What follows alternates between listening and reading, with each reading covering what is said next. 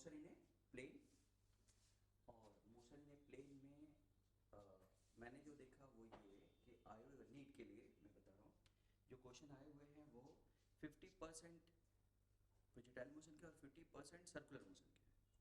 यानी circular motion को हम लोग जाके सर्कल में पढ़ते हैं थोड़ा डाइल्यूट हो जाता है क्योंकि डायनामिक्स के साथ जोड़ने लगते हैं, जबकि काइनेमेटिक्स ऑफ सर्कुलर मोशन बहुत आएगा। छोटी बात, आसान क्वेश्चन है, टफ नहीं है, लेकिन आए बहुत है। कहने का मतलब मोशन इन 2D में इक्वली इंपॉर्टेंट है projectile motion and circular motion का काइनेमेटिक्स। और वो काइनेमेटिक्स भी बहुत अच्छे लेवल का नहीं है, बेसिक ही है, वही आया है। वो अलग बात है कि इंजीनियरिंग में थोड़ा फोकस ज़्यादा रहता है किस पे, सर्कुलर मोशन अलग चैप्टर रहता है, एक बड़ा पार्ट है, और साथ में प्रोजेक्टाइल मोशन भी एक बड़ा पार्ट है, तो दोनों पे रहता है। ओके, लेकिन फिलहाल हम ज़्यादा फोकस आज जो करेंगे वो क्या है, प्रोजेक्टाइल मोशन पे एक। लेकिन चैप्टर का नाम क्या है, मोशन इन ए प्लेन। तो मोशन इन ए प्लेन में पहला पार्ट प्रोजेक्टाइल मोशन पे हमारा फोकस आज पूरा रहेगा। अब यहाँ पे थोड़ा सा मैंने एक छोटा सा समराइज किया है, समराइज नहीं है, चैप्टर में बहुत ज़्यादा है ये, लेकिन हमें टॉपिक देखना है, फिर एक एक करके हम पढ़ेंगे। अब टॉपिक ये तो रिवीजन करने के लिए मैंने बनाया था चार्ट कि बच्चे एक बार इस पर जाएंगे तो उनको समझ में आ जाएगा, और ये इंजीनियरिंग वालों के लिए है थोड़ा ज़्यादा है, मेडिकल वालों के लिए बेसिक्स चाहिए होता है। ठीक, तो इस चैप्टर के बेसिक्स क्या है उस पर पहले फोकस करेंगे, ये सारे बेसिक्स में आ जाएंगे। उसके बाद इस चैप्टर का एक तरह से कहते हैं ना आत्मा है, कौन, टाइम ऑफ फ्लाइट। अगर टाइम ऑफ फ्लाइट पता है तो आप सबसे अच्छे क्वेश्चंस आसानी से कर सकते हैं। तो टाइम ऑफ फ्लाइट ही हमारे कॉन्सेप्ट को क्लियर करता है। इस चैप्टर के ऊपर जो बेसिक बताऊंगा उस बेसिक का सबसे पहला यूज हम लोग टाइम फ्लाइट निकालने में करेंगे। तो सबसे इंपॉर्टेंट है टाइम ऑफ फ्लाइट। अब टाइम ऑफ फ्लाइट इंपॉर्टेंट है तो उसमें क्या, तो टाइम ऑफ फ्लाइट में एक बेसिक वाला जो हमारा स्टैंडर्ड पाथ जो होता है कि जमीन से फेंका जमीन पे गिरा, एक वो होता है, लेकिन उसके अलावा भी बहुत सारे हो सकते हैं। तो फिर से नीट में ज्यादा से ज्यादा इसी का यूज किया गया है, बहुत कि एक दो केस में ये वाला यूज किया गया है। मतलब जमीन से फेंका जमीन पे गिरा, और दूसरा ऊपर से कहीं फेंका जमीन पे गिरा, लेकिन फेंका कैसा, हॉरिजॉन्टल। वर्टिकल फेंकोगे तो क्वाड्रेटिक इक्वेशन बन जाएगा, नीचे की तरफ डायरेक्शन करके फेंको तो क्वाड्रेटिक बन जाएगा, लेकिन हॉरिजॉन्टल फेंकोगे तो क्वाड्रेटिक नहीं बनेगा। सिंपल सा फॉर्मूला होगा जो पिछले चैप्टर में हमने पढ़ा। ठीक, इसके अलावा इंक्लाइन प्लेन के कुछ क्वेश्चंस बनते हैं। इंक्लाइन प्लेन से नीचे से ऊपर फेंका, ऊपर से नीचे फेंका, नीचे से फेंका के ऊपर हॉरिजॉन्टली जाके टकराया, ऊपर नीचे से फेंका के ऊपर प्लेन के परपेंडिकुलरली टकराया। ऐसे बहुत सारे केसेस बन सकते हैं टाइम फ्लाइट निकालने के केसेस। ठीक है, उसके अलावा मैंने कुछ और क्वेश्चन कराए हैं, वो मैं एक एक करके देखूंगा। लेकिन दूसरा यानी पहला है बेसिक्स और दूसरा है टाइम फ्लाइट। आपको चैप्टर नहीं याद रखना है, आपको टॉपिक याद रखना है। चैप्टर याद कराना मेरा काम है, उसके अंदर क्या है वो मेरा काम है, वो मैं करा लूंगा। आप बस टॉपिक्स याद रखो कि आपको पढ़ना है। तो बेसिक्स में कितने पॉइंट्स हमें पढ़ने हैं वो आगे मैंने एक्सप्लेन किया हुआ है, एक एक करके हम देखेंगे पूरा कितना चीजें क्या क्या हमसे पूछा जा सकता है, वो पूरा मैंने कर किया हुआ है। आपको बस हेडिंग्स पे ज्यादा फोकस करना है, आपको चैप्टर का हेडिंग्स याद होना चाहिए, बस इतना ही चाहिए फिजिक्स में, क्योंकि उसके बाद दिमाग अपने आप काम करने लगता है। जब हमें हेडिंग्स पता रहती है उसके अंदर क्या है वो रटाना हमारा काम है, हम रटा देंगे। ठीक, तो ये हो गया एक। दूसरा टाइम फ्लाइट हो गया। तीसरा, जैसे हम टाइम फ्लाइट निकालेंगे तुरंत हम रेंज समझ पाएंगे। रेंज एक कॉन्सेप्ट है और वो कॉन्सेप्ट हमारा वही है, जिधर डिस्प्लेसमेंट उधर ही सब कुछ, एक कॉन्सेप्ट जो पिछले चैप्टर में पूरा फुल यूज किया है। बस एक यानी टाइम ऑफ फ्लाइट और वो एक लाइन दोनों को जोड़ दोगे तो रेंज के कोई भी क्वेश्चन आ जाएंगे। इंक्लाइन प्लेन पे रेंज, सिंपल प्लेन पे रेंज, चाहे जो। मैं जब बोल रहा हूं तो मेरे दिमाग में इंजीनियरिंग मेडिकल दोनों है। मेडिकल में तो कोई दिक्कत है ही नहीं, लेकिन इंजीनियरिंग में भी जाने पे जो सबसे अच्छे क्वेश्चन जो बच्चे डरते हैं वो भी उसी एक लाइन एक तरीके से होता है, एक लाइन में होता है, जैसा कि आप लोगों के केस में सिंपलेस्ट केस में, मतलब जमीन से जमीन वाला है ना। तो टाइम फ्लाइट के बाद दूसरा है रेंज। रेंज में जब हम पढ़ते हो तो हम पढ़ते हैं तो रेंज के कुछ बेसिक्स फॉर्मूले, इसमें ये इसमें ये, वो ठीक है अभी आते हैं। लेकिन दूसरा है एक जो इस पे काफी क्वेश्चन पूछे गए हैं, काफी क्या एक साल में एक ही क्वेश्चन पूछा जाएगा तो बहुत सारा क्वेश्चन नहीं मिला मुझे, गिन चुन के मिला है। हाँ, भरपूर क्वेश्चन हम लोगों को कहाँ से मिल रहे हैं इस समय प्रैक्टिस कराने के। मेंस के, क्योंकि वो अगर एक दिन के पेपर में अगर 2 आ गया है प्रोजेक्टाइल, तो इसका मतलब उस साल 16-17 आने वाले हैं। 16-17 मतलब एक साल में, तो 3 साल में तो इतनी हो जा रहा है जितना 50। लेकिन उससे थोड़ा कंफ्यूजन भी बन रहा है कि बच्चा एक ही टॉपिक के क्वेश्चन करता रह जा रहा है। क्योंकि अब मान लो आपने प्रीवियस ईयर सॉल्व किया मेंस का, तो पता चला आपने 15 क्वेश्चन सॉल्व किए, तो पता चला 15 क्वेश्चन कौन से थे, पूरे के पूरे कौन से थे, 2024 के थे। तो आपकी प्रैक्टिस केवल और केवल किस पे हुई, PYQ से एक साल की। वो थोड़ा देख के करना, उससे थोड़ा खतरनाक हो जा रहा है। उससे क्या हो जा रहा है, ऐसा लग रहा है जैसे चैप्टर में पूरा केवल और केवल अगर टाइम ऑफ फ्लाइट आए तो सब में टाइम ऑफ फ्लाइट पूछेगा या उससे जुड़ा हुआ। तो प्रैक्टिस उतने वैरायटी के क्वेश्चन से नहीं हो रही है, तो थोड़ा देख के मेंस का अगर कर रहे हो आप लोग सॉल्व, थोड़ा देखिए, पूरा ही देखना पड़ेगा ऊपर से लेके पूरा। ओके तो उसके बाद सेम रेंज के लिए 2 एंगल आते हैं, इस पे फोकस करेंगे। यहाँ पे रेंज जानेंगे और यहाँ पे डिफरेंट कंडीशन में, और दूसरा पढ़ेंगे सेम रेंज के लिए 2 एंगल जब होते हैं तो उसकी कंडीशन क्या है, और उस कंडीशन में कुछ रिजल्ट्स और होते हैं, वो रिजल्ट्स क्या है ये जानेंगे। उसके बाद जो रेंज पढ़ा है या जो हाइट मैक्सिमम हाइट भी पढ़ेंगे, क्या पढ़ेंगे, रेंज एंड मैक्सिमम हाइट। अब रेंज और मैक्सिमम हाइट पढ़ा है तो उससे जुड़े हुए कुछ क्वेश्चन आते हैं। कैसे जुड़े हुए क्वेश्चन आते हैं, किसी एंगल पे फेंका तो मैक्सिमम हाइट और रेंज का रेशियो, और मैक्सिमम रेंज के लिए फेंका तो मैक्सिमम रेंज और हाइट का रेशियो 2, और तीसरा मैक्सिमम हाइट के लिए अलग फेंका, मैक्सिमम रेंज के लिए अलग फेंका तो उनका रेशियो। सही। पहला क्वेश्चन कौन सा था, किसी भी एंगल के लिए रेंज और हाइट का रेशियो। दूसरा मैक्सिमम रेंज के लिए जब फेंका तो रेंज और हाइट का रेशियो, और तीसरा मैक्सिमम हाइट के लिए अलग फेंका, मैक्सिमम रेंज के लिए अलग फेंका तो उनका रेशियो। अब बच्चे क्वेश्चन जब पढ़ते तो इन तीनों में कौन सा पूछा गया कंफ्यूज हो जाते हैं। बस तो रेशियो तो मतलब रेशियो ना, यानी हाइट अगर पता है, रेंज पता है, तो हाइट और रेंज का रेशियो मतलब डिवाइड कर देना है। लेकिन ये जब डिवाइड करना है तो हमें क्या समझना है कि एक ही थ्रो के लिए पूछ रहा है या 2 अलग अलग थ्रो के लिए पूछ रहा है, ये ज्यादा ध्यान रखने वाली बात है। सही है, एक ही थ्रो के लिए पूछ रहा है कि 2 अलग अलग थ्रो के लिए पूछ रहा है। अगर एक ही थ्रो के लिए पूछ रहा है तो थीटा की एक ही वैल्यू रखोगे, आएंगे हम। लेकिन 2 अलग अलग थ्रो के लिए पूछ रहा है तो इसका मतलब एक इधर और एक इधर के लिए पूछ रहा है, तो ध्यान रखना है ना। मतलब कुल मिलाकर फिर मैं क्या बोल रहा हूँ, हमें ज्यादा घुसना नहीं है, हमें बस कैटेगरी याद रखनी है कि क्वेश्चन कैसे बनते हैं, बस इतना सा। तो वो मेरा काम है कराना। उसके बाद एक पूरा टॉपिक आ जाता है equation of path. Equation of path में एक इक्वेशन ऑफ पाथ और एक रिलेटिव इक्वेशन ऑफ पाथ। तो रिलेटिव आप लोगों में चांस कम है, लेकिन फिर भी ऐसा क्वेश्चन आता है कि एक ट्रेन से एक पत्थर को गिरा दिया गया तो वो कैसा दिखेगा ग्राउंड वाले को और कैसा दिखेगा ट्रेन वाले को, वो रिलेटिव पाथ के क्वेश्चन। और एक कि भाई जमीन से पत्थर को फेंका तो उसका जो पाथ है वो क्या बनेगा, तो उसका इक्वेशन लिखना। तो इसमें मैंने equation of path of projectile, circular और इसके अलावा इलेप्टिकल और हाइपरबोलिक पाथ भी होगा, वो किस कंडीशन में होगा उसको हमने समराइज किया। तो हम एक एक करके आएंगे इक्वेशन ऑफ पाथ। और रिलेटिव में जब एक ऑब्जर्वर अलग फ्रेम पे चल रहा है, दूसरा ऑब्जेक्ट अलग तरह से चल रहा है, तो क्या दिखेगा, ये रिलेटिव पाथ होता है। यानी पत्थर को मैंने फेंका और मैं कार से जा रहा हूँ, या कोई आदमी पत्थर को फेंक रहा है ग्राउंड से देख रहा हूँ, तो ये वाला हो गया पाथ। और कोई आदमी ग्राउंड से फेंका और मैं कार से जाते हुए एक्सीलरेट होते हुए या कांस्टेंट वेलोसिटी जाते हुए देख रहा हूँ, तो क्या दिखेगा, that is relative path. Okay, ये 2 टाइप का क्वेश्चन बनता है। बस मेन तो यही है। उसके बाद कुछ प्रॉपर्टीज हैं छोटी छोटी, ये तो शुरू में ही मैं बेसिक में ही बताऊंगा। रेडियस ऑफ कर्वेचर कैसे निकालते हैं, रेडियस ऑफ कर्वेचर क्या होता है और कैसे निकालते हैं। टॉर्क, ओरिजिन के about torque, angular momentum about origin, collision, नहीं ये भी एक अच्छा पार्ट है। ये इसके बाद मुझे ये लिखना चाहिए था, कोलिजन ऑफ 2 प्रोजेक्टाइल, 2 पार्टिकल मतलब 2 प्रोजेक्टाइल। तो ये एक इंपॉर्टेंट पार्ट है ना, इसको ऊपर होना चाहिए, ठीक। और ये सब तो छोटे मोटे पॉइंट्स हैं। इसका मतलब ये हुआ, ये है पूरा चैप्टर ये है। यानी आप एक बार फिर से वापस देखो, यानी इस चैप्टर में है क्या, एक बेसिक्स, जो बेसिक्स पे हम काम करेंगे। दूसरा time of flight, range, height, ये किसी भी केस के लिए या एक स्टैंडर्ड केस के लिए है ना। तीसरा equation of path, equation of path में 2 सब छोटे टॉपिक्स हैं, एक इक्वेशन ऑफ पाथ और एक रिलेटिव इक्वेशन ऑफ पाथ है ना। उसके बाद कोलिजन, उसके बाद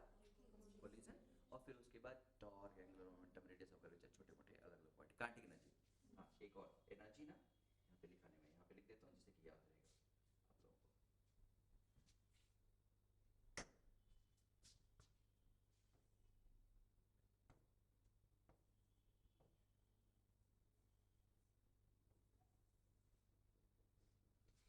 एनर्जी से जुड़े हुए कि वो क्वेश्चन में होते ना कि इनिशियली काइनेटिक एनर्जी x है, हाईएस्ट पॉइंट पे जाके x/2 हो जाती है, तो एंगल ऑफ प्रोजेक्शन कैसा है, तो ऐसे क्वेश्चन बनते हैं यहाँ पे एनर्जी से जुड़े। ठीक है, चैप्टर क्या है समझ में आ गया। अब बेसिक का मतलब क्या है, बेसिक का मतलब कुछ नहीं, पिछला चैप्टर दोबारा यूज करना है दो डायरेक्शन पे, बस इसमें कुछ भी अलग नहीं है, मेरी बात समझ लो है ना। यानी कभी कोई प्रोजेक्टाइल मोशन में कोई कंफ्यूज है तो ध्यान रहे, कुछ नहीं है, बहुत ही आसान है। पिछला चैप्टर अगर तैयार है तो, पिछला नहीं तैयार है तो दिक्कत है। तो ये मोशन इन टू डायमेंशन की हम बात कर रहे हैं, और जब मोशन इन टू डायमेंशन की बात करें तो इसमें बेसिक क्या है, एक कॉन्सेप्ट बस, क्या, जिधर डिस्प्लेसमेंट उधर ही सब कुछ, बस। मैं इसको और एक्सप्लेन करके बताता हूँ, लेकिन ये कॉन्सेप्ट अगर सीख लिया तो ये मैकेनिक्स पार्ट जो है ना मोशन से जुड़ा हुआ, काइनेमेटिक्स पार्ट काम खत्म, कुछ नहीं है और उसमें, इधर डिस्प्लेसमेंट उधर ही सब कुछ। मेरी बात समझ में, इसको मैं और समझाने के लिए आगे बढ़ता हूँ, थोड़ा सा दूर जाना पड़ेगा हम लोगों को, इधर से चलते हैं।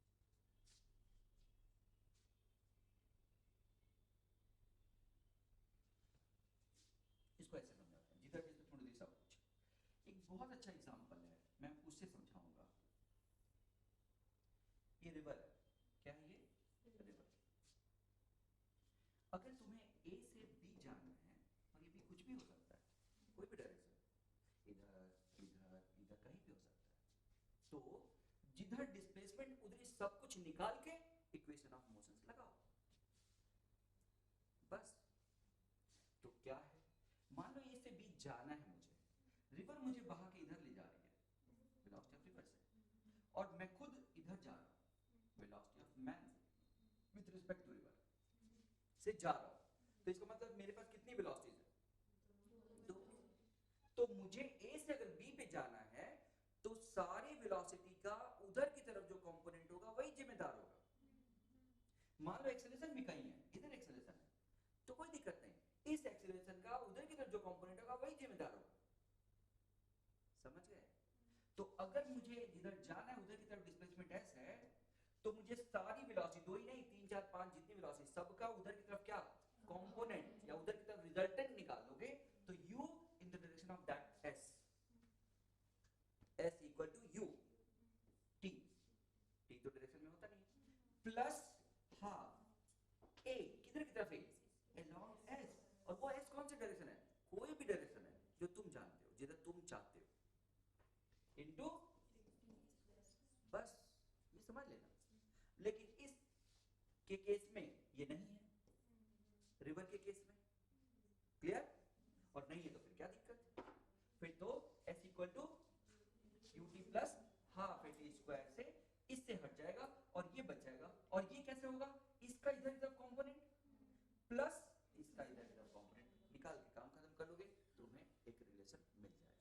कॉन्सेप्ट क्या है, जिधर डिस्प्लेसमेंट उधर ही सब कुछ, जिधर डिस्प्लेसमेंट उधर ही सब कुछ, यही है कॉन्सेप्ट। ठीक है बच्चों, एग्जांपल और, इंक्लाइन प्लेन पे मैंने गिरा दिया एक पत्थर को, यहां से सरका दिया, डिस्प्लेसमेंट किधर हो रहा है, इधर, तो फिर डिस्प्लेसमेंट जिधर उधर सब कुछ। इनिशियल वेलोसिटी कितनी है इधर, मान लो 0, एक्सेलरेशन किधर इधर g sin थीटा, सबको पता है। वर्टिकल क्या होता है g, इधर की तरफ कंपोनेंट कौन है, g sin थीटा, तो जिधर डिस्प्लेसमेंट उधर ही सब कुछ, तो s equal to ut plus half g sin theta t square, काम खत्म हो गया, काम खत्म, कोई फर्क नहीं पड़ता, बहुत आसान है ये सब। एक पत्थर को ऐसे गिरा फेंका और इधर, ESM में उसका क्वेश्चन ऑसिलेशन का कुछ लोगों का कराया, थीटा 1 थीटा 2, एक पत्थर को यहां से गिराया और गिराएगा तो ये नीचे जाएगा और टकरा के इधर चला जाता है, मैं मानता हूं कि यहाँ पे कोई लॉस नहीं, तो अगेन जिधर डिस्प्लेसमेंट उधर ही, हाइट दिया है h, लेकिन इधर डिस्प्लेसमेंट कौन है s1, इधर कौन है s2, तो कितना डिस्प्लेसमेंट, s का sin थीटा h है ना, तो s कितना होगा h upon sine theta, h upon सुनाई दे रहा है, s का साइन थीटा कौन है h, तो s क्या होगा जो जिधर डिस्प्लेसमेंट उधर सब कुछ, h अपॉन साइन थीटा कौन है ये डिस्प्लेसमेंट, डिस्प्लेसमेंट है s equal to ut plus half g sine theta into, काम खत्म। अब इसके लिए लगाओगे तो t1 आ जाएगा और उसके लिए लगाओगे तो t2 आ जाएगा। अरे सुना, तो t1 कितना हो गया बच्चों 2h अपॉन g होता था ना, बस साइन स्क्वायर थीटा और आ गया, अरे समझे, और t2 कितना थीटा 1 और t2 कितना हो जाएगा 2h अपॉन g साइन स्क्वायर, बच्चों वाला क्वेश्चन। तो आने और जाने का टोटल टाइम कितना हो गया t1 plus t2 plus t2 plus t1, total time of flight एक साइकिल का कितना हो गया t1 plus t2 plus t2 plus t1, STM का क्वेश्चन हो गया, ऑसिलेशन का क्वेश्चन हो गया, समझ गए। तो सिंपल ये क्या है, एक ही लाइन, जितना जल्दी समझ लो उतना आसान है। जो लोग पढ़ चुके वो जानते हैं रेडियो वेलोसिटी भी एक लाइन पे खत्म होती है, इस एक लाइन पे रेडियो वेलोसिटी भी खत्म होती है, सब पूरा काइनेमेटिक्स एक लाइन पे खत्म होता है। सबसे ज्यादा इंपॉर्टेंट लाइन ये, जिधर डिस्प्लेसमेंट उधर ही सब कुछ, उधर ही सब कुछ कर लो, एक्सेलरेशन भी उधर निकाल लो, वेलोसिटी भी उधर निकाल लो, सारी वेलोसिटीज का रिजल्टेंट निकाल लो, सारे एक्सेलरेशन का उधर रिजल्टेंट निकालो और इक्वेशन लगा दो। अगर कांस्टेंट है तो कांस्टेंट, नहीं है तो फिर इंटीग्रेशन वाला इक्वेशन लगाओ, लेकिन करना वही है, याद रहेगा। तो इस तरह से हम समझते हैं ये कॉन्सेप्ट। तो जिधर डिस्प्लेसमेंट उधर ही सब कुछ, x में अगर देख रहे हो तो सब x में लो, इनिशियल वेलोसिटी x में, वेलोसिटी x में है ना, एक्सेलरेशन x में, सब सब देखो, y में देख रहे हो तो सब y में, लेकिन इसी का दूसरा फॉर्म कहता है कि ये जो इक्वेशन है वो वेक्टर फॉर्म में लगते हैं। इसी का दूसरा, ये जो मैं कह रहा हूँ x में अलग देखो y में अलग देखो, उसी को हम दूसरे तरीके से क्या कह सकते हैं कि वेक्टर है। ये देखो, ये i और j में लगेगा तो x में अलग और y में अलग कैसे बनेगा, उसमें तो कोई दिक्कत है नहीं, समझ गए। तो ये वेक्टर में भी यही करो या ये करो, बात एक ही है, सही, ओके। तो ये तो हो गया एक कॉन्सेप्ट जिसको हम हर जगह लगाएंगे। उसके बाद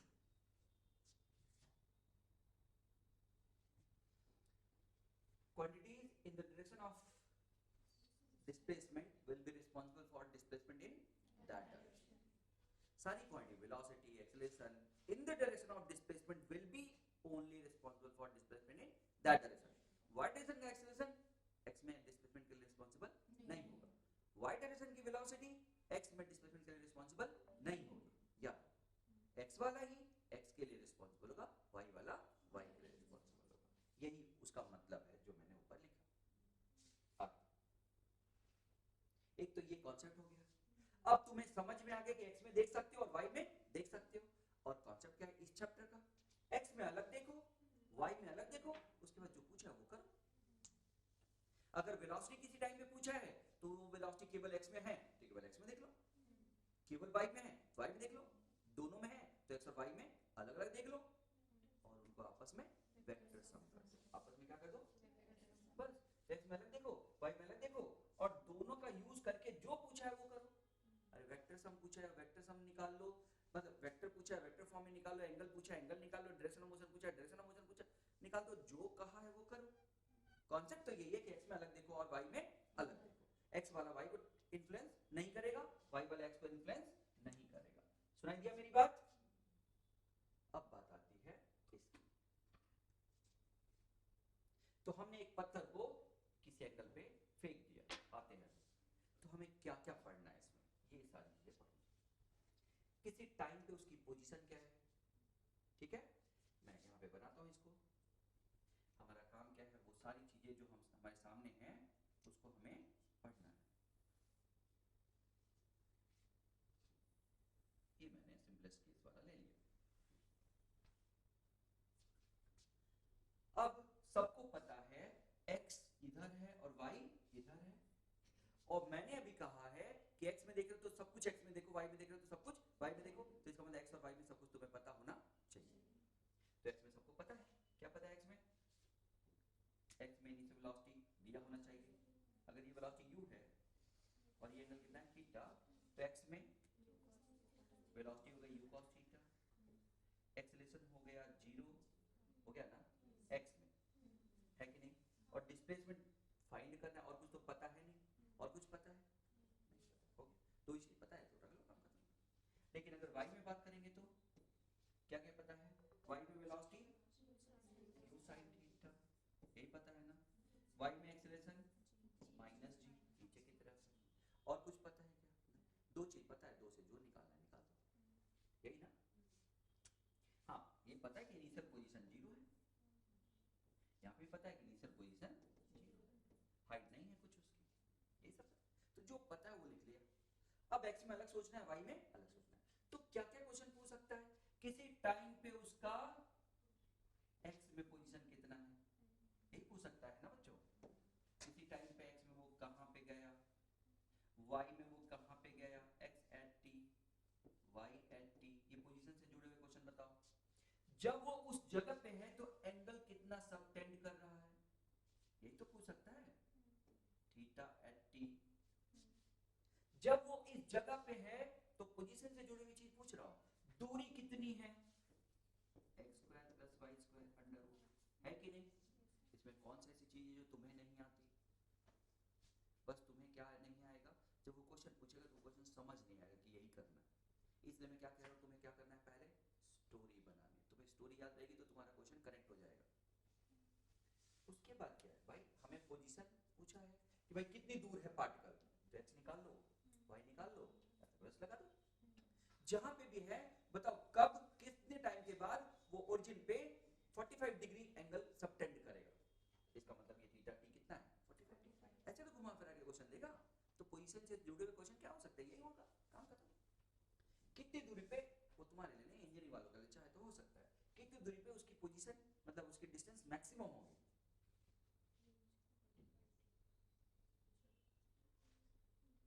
ये अच्छा क्वेश्चन,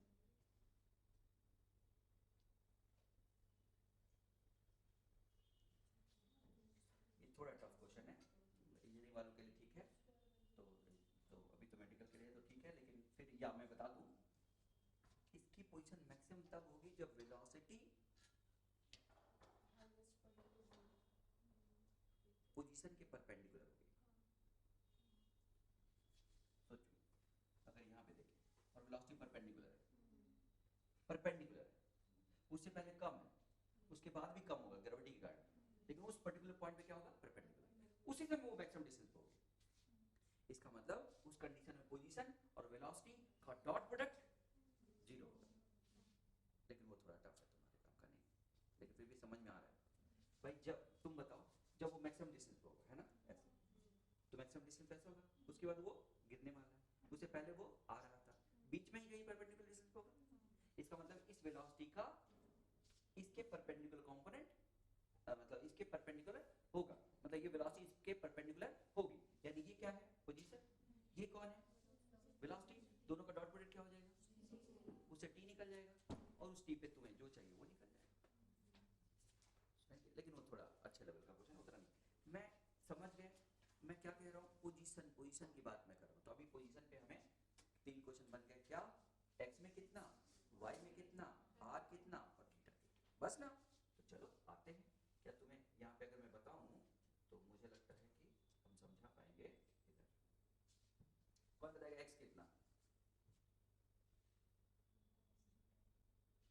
हाँ एक्स बताओ, क्या डायरेक्ट यहाँ पे लिख दूं, u cos theta into t, i ना, और वाई कितना, u sin theta,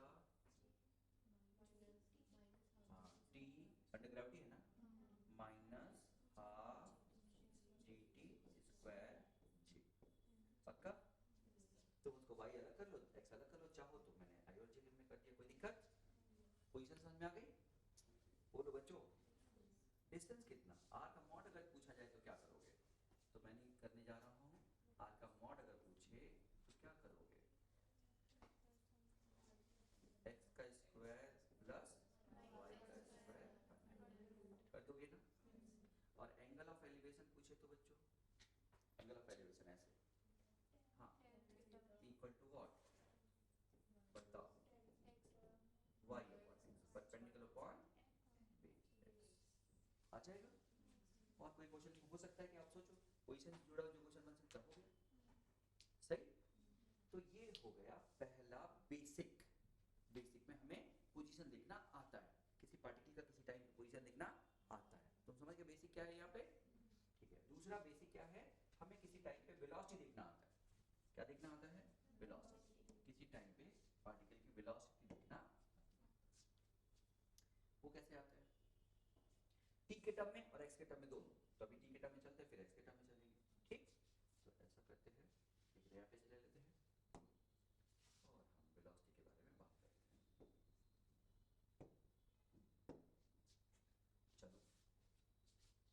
velocity of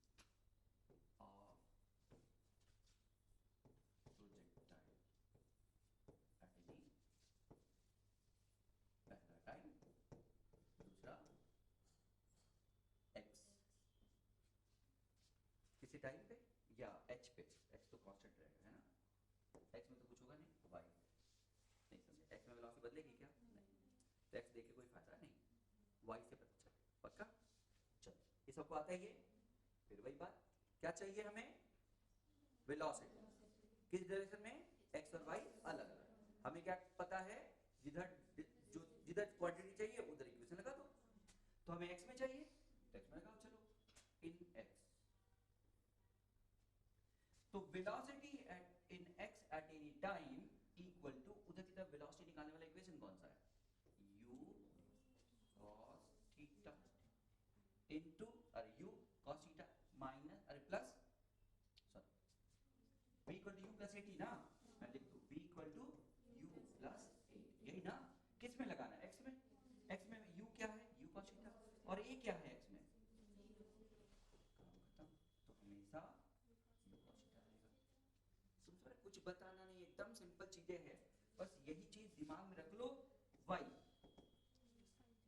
u sin theta minus gt, minus क्योंकि नीचे, यही ना। अब x में ये पता है, y भी ये पता है, लेकिन एक क्वेश्चन देता हूं, तुम बताओ मुझे क्या करना है। कितने टाइम बाद पार्टिकल इनिशियल वेलोसिटी के परपेंडिकुलर चलेगा। एक पत्थर को फेंका हमने, कितने टाइम बाद, तुम देखना, देखने की कोशिश करो उस क्वेश्चन को, प्रोजेक्टाइल मोशन को चलते हुए देख रहे हो, कितने टाइम बाद particle initial direction of velocity के या इनिशियल डायरेक्शन ऑफ मोशन के, वेलोसिटी देगा तो आसान कर देगा, इनिशियल डायरेक्शन ऑफ मोशन के परपेंडिकुलर चलेगा। क्वेश्चन सोच लो, हाँ यही कह रहा हूँ। तुम्हारी सारी प्रॉब्लम क्या है पता है ना, तुम्हारी सारी प्रॉब्लम स्टोरी है, नॉलेज नहीं। क्योंकि हम पहले समझेंगे क्या पूछेगा तब ना फिर सही करेंगे। हम यही ना समझ पाएंगे पूछ क्या रहा है तो सही करना तो बात की बात है ना, वो तो खत्म ही है, उसका कोई मतलब नहीं। फिर से सुनो, तुम पार्टिकल को देख रहे हो, कितने टाइम बाद, अलग अलग टाइम की बात हो रही है, particle initial direction of projection, ये किधर है, इनिशियल डायरेक्शन ऑफ प्रोजेक्शन क्या मतलब, तो किधर है वो, हाँ हाँ, तो डायरेक्शन ऑफ प्रोजेक्शन क्या है, direction of projection, direction of projection का मतलब क्या होता है, समझाओ बच्चों, वेलोसिटी की डायरेक्शन, डायरेक्शन ऑफ पोजीशन मतलब, हाँ डायरेक्शन ऑफ प्रोजेक्शन, वेलोसिटी की डायरेक्शन, ठीक है ना। फिर से आप क्वेश्चन सुनो, समझ में आ गया। और डायरेक्शन ऑफ मोशन मतलब अगेन वेलोसिटी की डायरेक्शन, सही है। तो जिधर प्रोजेक्ट किया वो इनिशियल, और डायरेक्शन मोशन मतलब जहां चल रहा है।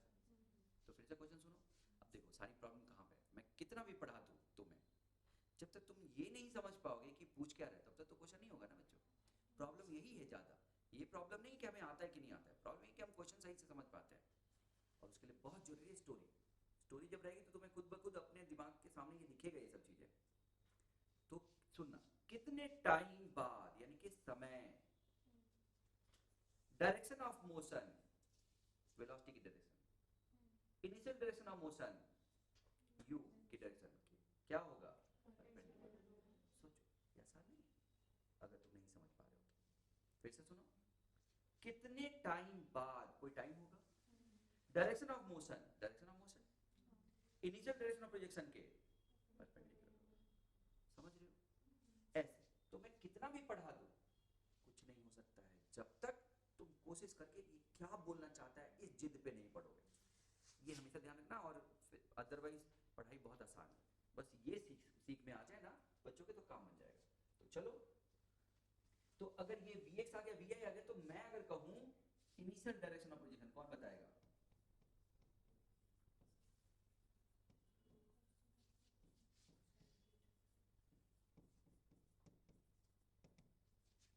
कौन बताएगा इनिशियल डायरेक्शन पोजीशन का मतलब क्या?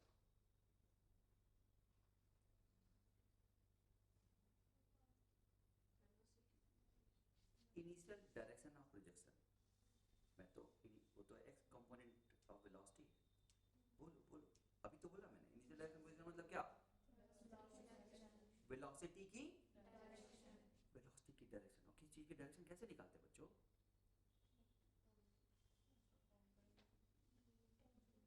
हाँ फिर से, tan थीटा से। थीटा से ना, tan थीटा तो हम निकालते हैं, थीटा से निकालते हैं ना।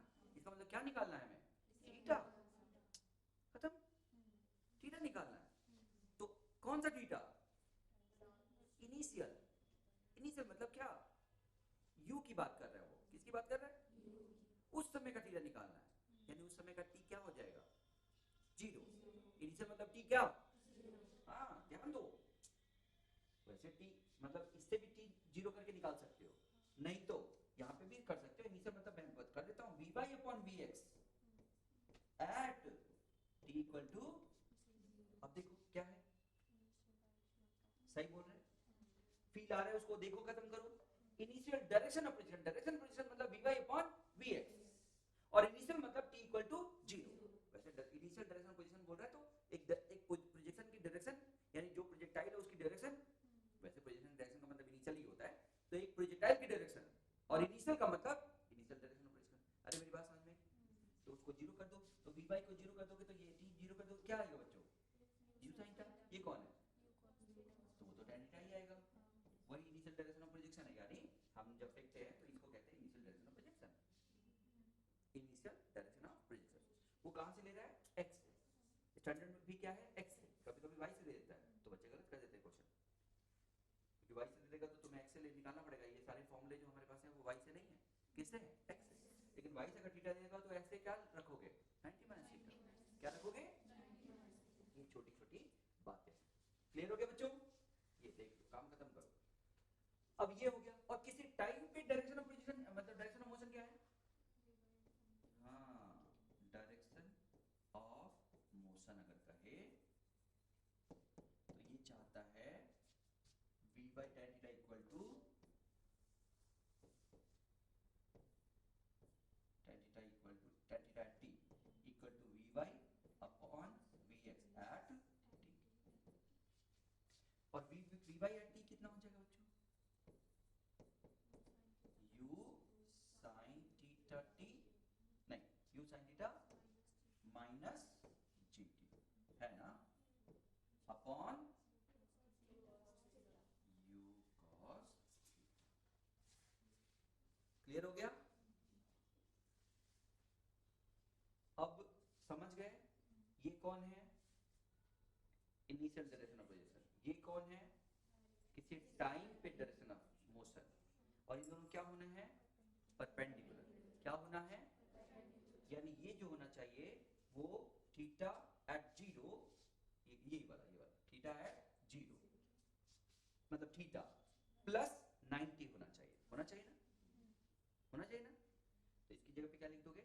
tan 90 plus theta. कितना लिख सकते हो? और tan 90 प्लस थीटा क्या लिखते हैं? cot theta. tan 90 plus theta क्या लिखते हैं? cot थीटा मतलब 1 by tan theta. cot theta मतलब 1 बाई, और tan थीटा की वैल्यू उठा के रख दोगे तो तुम सॉल्व करोगे तो t की वैल्यू आ जाएगी। वो अलग बात है, उतना बड़ा क्वेश्चन आए तो ठीक कर लेना, लेकिन मुझे लग रहा है उससे पहले ही बहुत सारी चीजें हैं जो हमें करना है। वहां तक तो बात की बात है, उससे पहले कॉन्फिडेंस आएगा तो वहां तक कोई भी पहुंचेगा। पहले ही कॉन्फिडेंस नहीं रहेगा तो नहीं पहुंच पाओगे। ये समझ में आ गया? बोलो बच्चों। तो ये तो हो गया, मैं क्या बता रहा था, बेसिक की बात कर रहा हूँ ना। मैं पढ़ा चैप्टर में हम अपने बेसिक्स की बात कर रहे हैं। बेसिक मतलब क्या हमें ठीक से समझ में अभी आता है कि क्या बोलना चाहते हैं वो। पढ़ाई तो अलग अलग बात है, बाकी सब छोड़ो बाद में। लेकिन पहले तो मैं कैसे करूंगा वो छोड़ो, लेकिन मुझे समझ में आया क्या कि क्या पूछा है, तब ना मैं जो करूंगा वो उसकी जरूरत नौबत आएगी। और समझ ही नहीं आएगा तो उसको क्या, सब आ रहा है लेकिन समझ नहीं आ रहा है क्या करना है, तो उसका कोई मतलब नहीं। तो पहला काम है अपने बेसिक स्ट्रॉन्ग करना है, जिससे कि क्वेश्चन समझ में आए। हो गया ये, मैं यहाँ पे लिख देता हूँ कि for direction of motion perpendicular to initial direction of motion या initial direction of projection, direction of projection, इसको इनिशियल डायरेक्शन ऑफ मोशन भी कह सकते हो। इसका मतलब है कि theta at t will be equal to 90 plus theta, सही है। अब ये चाहो तो इसमें रख दो, तो 10 90 प्लस थीटा जो किसके बराबर है, कॉट थीटा के, वो किसके बराबर होगा, u sin theta minus g t upon u cos theta, है ना।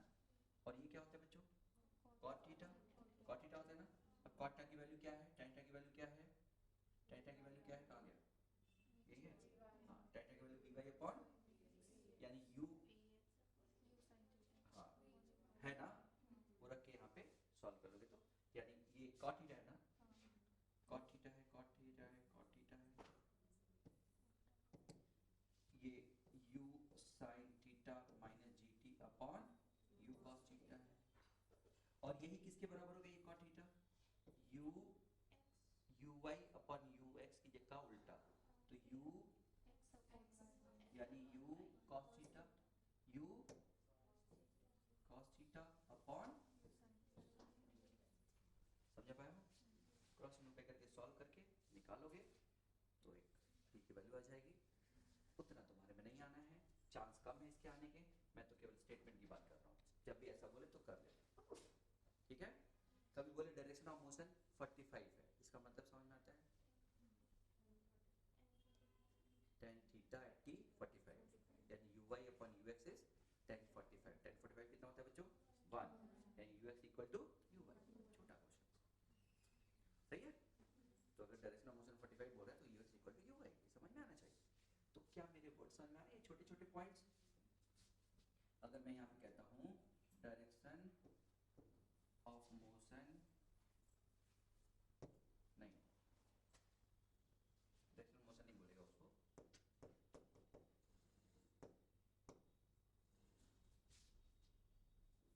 velocity makes an angle 45, इसका मतलब है थीटा कितना है 45, थीटा टी है ना, इसका मतलब है tan थीटा एट टी जो कि v y upon v x होता है, इतना होगा 1, इसका मतलब है वी वाई वी एक्स के, इस टाइप के क्वेश्चन बनते हैं और टाइम में निकाला जा सकता है, ठीक। तो ये जुड़ा हुआ है हमारा, दूसरा हो गया डायरेक्शन ऑफ मोशन से जुड़ा हुआ, यानी बेसिक्स हमारा क्लियर हो गया, ये वेलोसिटी से जुड़ा हुआ, दिख रहा है ये x के टर्म में, ये किसके टर्म में है, ये डायरेक्शन ऑफ मोशन समझ में आ गया, परपेंडिकुलर कंडीशन समझ में आ गई, v परपेंडिकुलर टू u, ये सब वहां पे कर चुके हैं, ठीक है। Direction of motion eight any time t, ये है, ठीक है। इनिशियल बोले तो 0, इनिशियल डायरेक्शन मोशन बोले तो, यानी tan theta equal to v y upon v x at t equal to 0, है ना। तो इनिशियल डायरेक्शन ऑफ मोशन बोले तो ये है ना। अगर ये तुम्हें दिक्कत लग रही है, मान लो ये जो मैंने अभी किया ये, तो इसकी जब एक अच्छा तरीका और है कि इनिशियल जो वेलोसिटी है वेक्टर फॉर्म में क्या है, u cos theta i u sin theta j, और किसी टाइम पे वेलोसिटी वेक्टर फॉर्म में थोड़ी देर पहले लिखा था u cos theta i u sin theta minus g t j, और ये दोनों एक दूसरे के परपेंडिकुलर है।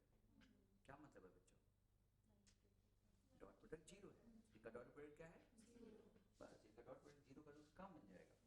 तो यही आएगा, यही आएगा जो यहाँ पे सॉल्व करके आएगा वही आएगा, सही ना। वेक्टर का डॉट प्रोडक्ट जीरो कर दो, वेक्टर फॉर्म में निकाल के डॉट प्रोडक्ट जीरो कर दो, पक्का। दूसरा हो गया खत्म, तीसरा ये सब हो गया है ना। नेक्स्ट क्या है, एवरेज वेलोसिटी पूछे, काइनेटिक एनर्जी पूछे, टॉर्क पूछे, एंगुलर मोमेंटम, छोटे छोटे रेडियस ऑफ कर्वेचर और भी छोटे छोटे पॉइंट्स पूछ सकता है। ठीक, तो क्या होने वाला है, तो अगला काइनेटिक एनर्जी से जुड़ा हुआ मान लेते हैं, है ना। एक जबरदस्त कॉन्सेप्ट इसका क्या है, इस चैप्टर का जबरदस्त कॉन्सेप्ट क्या है बच्चों,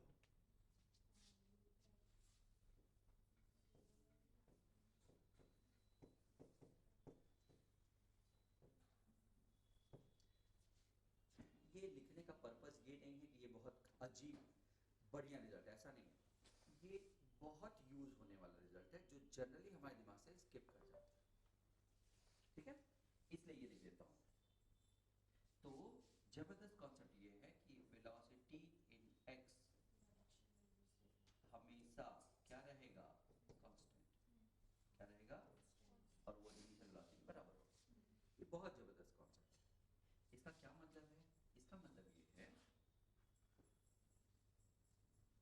अगर मैंने पत्थर को फेंका, किसी टाइम पे उसकी वेलोसिटी v है और वो एंगल उस टाइम पे लेट फाई बना रहा है, इनिशियल वेलोसिटी u है और वो कितना बना रहा है, थीटा, तो हॉरिजॉन्टल वेलोसिटी दोनों ही जगह क्या रहेगी, सेम, यानी u cos theta will be equal to v cos phi. समझ गया, इसे देखो तुम क्या क्या निकाल सकते हो, देखो u cos थीटा तो दिया ही होगा, अगर किसी और जगह की वेलोसिटी दी तो एंगल पता चल जाएगा किस एंगल पे जा रहा है, और एंगल दिया है तो वेलोसिटी पता चल जाएगी किस वेलोसिटी जा रहा है। ये एक इंपॉर्टेंट रिजल्ट है, एंगल देके वेलोसिटी पूछने का इंपॉर्टेंट रिजल्ट है। टॉप पॉइंट पे एंगल कितना है, टॉप पॉइंट पे एंगल बताओ, हाँ बोलो, 0, तो 0 तो cos 0 कितना होता है, 1, तो टॉप पॉइंट वेलोसिटी कितनी हो गई, v equal to cos theta. सही है, अरे मेरी बात समझ में आई क्या बच्चों, इस पॉइंट पे एंगल कितना है, इस पॉइंट पे एंगल बताओ, सोचो और सोचो और सोचो, इस पॉइंट पे एंगल बताओ बच्चों, माइनस थीटा कितना है, ये ऊपर है वो नीचे है ना, सेम एंगल पे गिरता है, माइनस थीटा, समझ गए। लेकिन cos माइनस थीटा क्या होगा, cos थीटा होगा, कितना होगा, यानी x कंपोनेंट हमेशा वहां पे भी क्या रहेगा, सेम, लेकिन थीटा कितना रहेगा, अरे ये फाई कितना, फिर से वापस सॉरी, फिर से ये फाई कितना हो जाएगा, थीटा, ये फाई कितना हो जाएगा, तो ये और ये क्या हो जाएगा, कट जाएगा, तो दोनों कट जाएगा, तो v कितने किसके बराबर हो जाएगा, u के, इसका मतलब इस जगह वेलोसिटी कितनी है, u, बात में सही है, u होगा, यानी कहीं का एंगल दो वेलोसिटी लो, या वेलोसिटी दो एंगल लो, काम खत्म। तो ये जबरदस्त फॉर्मूला है। ठीक, यहाँ पे लेकिन वेलोसिटी में क्या बदल जाएगा, x नहीं बदलेगा ना, इसलिए cos फाई cos थीटा के बराबर होकर कट जा रहा है, लेकिन y बदलेगा, क्या बदलेगा, जितना यहाँ पे ऊपर होगा उतना ही वहाँ पे, तो इसका मतलब यहाँ पे अगर वेलोसिटी लिखने को कोई बोले, लिख लोगे, कितनी होगी वेलोसिटी बताओ, v final, v at t, t मतलब टाइम ऑफ फ्लाइट, जब गिर जाएगा कितना होगा बताओ, u cos थीटा में कोई अंतर आएगा, लेकिन ये u sin theta minus times हो जाएगा j में, हो जाएगा कि नहीं, तो जो यहाँ पे प्लस होगा वही वहाँ पे आया होगा। ये क्वेश्चन पता है तुमको, यही क्वेश्चन आया कि जितने समय उसकी वेलोसिटी कितनी हो जाएगी, मींस नीट में ये पूछा कितनी वेलोसिटी, अरे डायरेक्शन रिवर्स हो जाएगी, कौन सी वाली, y, कौन सी वाली, हाँ, एक और कर देता हूँ इसमें, ये वाली जो समझ में आ गया उसके लिए, चलो अभी ठीक है, तो ये वेलोसिटी हो गई।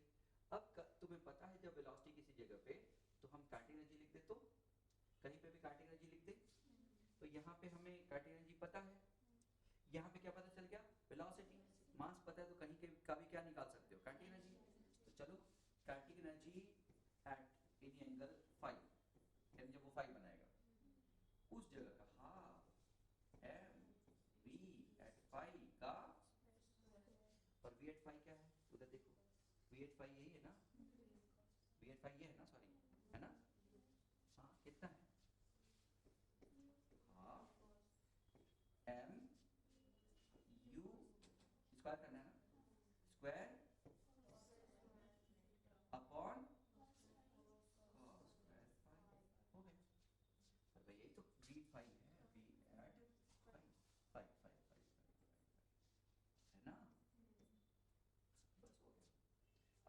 ये तो काइनेटिक एनर्जी हो गई। तुम मुझे एंगल दो, मैं तुम्हें काइनेटिक एनर्जी बता दूंगा, है कि नहीं? ऐसे ही तुम मुझे मोमेंटम दो, अरे एंगल दो, मैं तुम्हें मोमेंटम बता दूंगा। मोमेंटम निकल जाएगा कि नहीं? कर लोगे। मोमेंटम का मैग्नीट्यूड डायरेक्शन नहीं, मैग्नीट्यूड बदल जाएगा। काइनेटिक एनर्जी समझ में आ गई? ये क्वेश्चन कैसे पूछा गया है? ये क्वेश्चन पूछा गया है, सही है? बताओ ये मिनिमम कब होगा? ये थीटा वेरिएबल है कि कांस्टेंट है? थीटा कांस्टेंट है। यू क्या है? कांस्टेंट। यू तो इनिशियल वेलोसिटी है ना। एम क्या है? ये भी क्या है? तो इसका मतलब कि ये कम होगा कि ज्यादा, ये कौन डिसाइड करेगा? फाइव। फाइव। ये मिनिमम कब होगा? और cos फाइव, हाँ मैक्सिमम कब होगा? cos फाइव जब 1, फाइव कितना होगा? 0, यानी यहाँ पे। इसका मतलब ये मिनिमम एनर्जी कब होगी? स्टॉप पे, सही। और कितनी होगी जब ये कितना होगा? मतलब 5 पर 0, तो ये 1 है ना। बोलो बच्चों, तो क्या मैं लिखूं? के ई मिनिमम, कौन बताएगा मिनिमम कंटिन्यूटी कितनी हो जाएगी? Half m v u square cos square theta, ये मिनिमम है। तो मिनिमम कंटिन्यूटी दे दिया, और ये क्या एनर्जी है? ये इनिशियल, और यही मैक्सिमम है। तो मिनिमम दे दिया, मैक्सिमम दे दिया, तो क्या निकल जाएगा? cos बाय थीटा, डिवाइड करके उससे थीटा निकल जाएगा। ये पूछा गया क्वेश्चन, सही। इसको क्या कहेंगे? या तो इनिशियल या मैक्सिमम। फाइनल भी होगा, इनिशियल भी होगा, मैक्सिमम भी होगा, फाइनल भी होगा, सही। तो यही कौन है?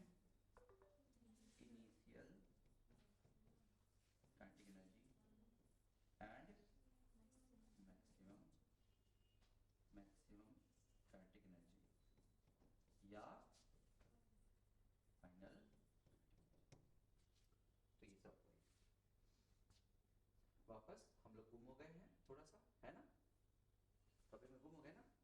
चलो हम टॉपिक क्या पढ़ रहे हैं? वेलोसिटी से जुड़े हुए चीजें पढ़ रहे हैं। वेलोसिटी से जुड़ी हुई चीजों के लिए में सबसे पहले तो वेलोसिटी निकालना, उसका डायरेक्शन, उसको हम जो कहते हैं एंगल ऑफ प्रोजेक्शन या एंगल ऑफ मोशन, ऐसा ये सब कहते हैं।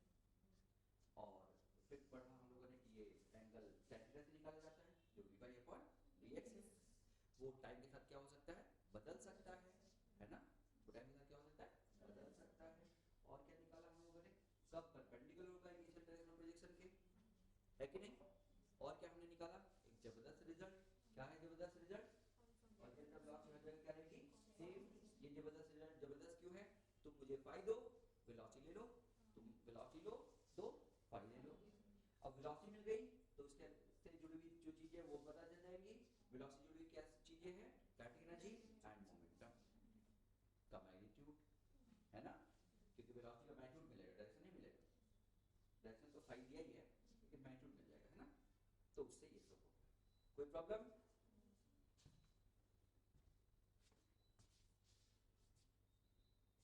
पक्का समझ में आया? एक बार फिर से टाइम ले लो, फिर से बोलो। हमारा सबसे पहला टॉपिक क्या था? पोजीशन। मतलब बेसिक्स में पहले क्या था? पोजीशन से जुड़ा हुआ। पोजीशन से जुड़ा हुआ मतलब एक्स देखो, वाई देखो, आर देखो, थीटा देखो। थीटा क्या कहते थे? Angle of elevation. टेंथ में पढ़ा है ना, height and distance, angle of elevation, है ना? एलिवेशन, ठीक। उस जगह पे ग्राउंड से कितना है थीटा। कभी कभी चलो वो वेलोसिटी पूछेगा, ये हो गया। और कुछ खास उसमें नहीं था। आगे वेलोसिटी।